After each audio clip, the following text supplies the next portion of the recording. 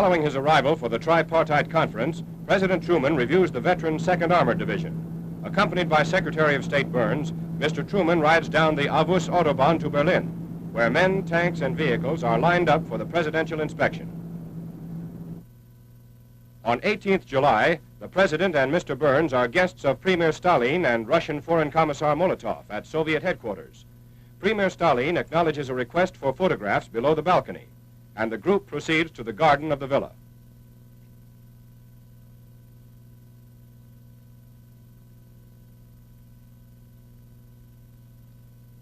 The formal sessions of the conference get underway with President Truman chosen to preside over the meetings. Premier Stalin exchanges handshakes with Prime Minister Churchill and British Foreign Secretary Anthony Eden. Both Churchill and Eden are to be replaced as Britain's chief spokesman at the conference. Clement R. Attlee, now shaking hands with the Russian Premier, becomes England's Prime Minister by virtue of his Labour Party's victory in the 26 July British elections. Ernest Bevin succeeds Anthony Eden as Foreign Secretary.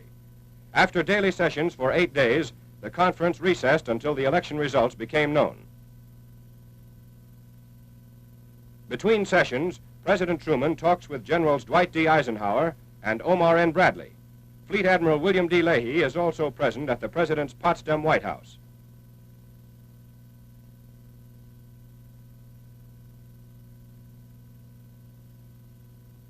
A meeting of the British and American Chiefs of Staff. On 26 July, a joint declaration from President Truman and retiring Prime Minister Churchill, issued with the concurrence of the Chinese Generalissimo, calls on the Japanese government to surrender unconditionally. This order is prefaced as follows.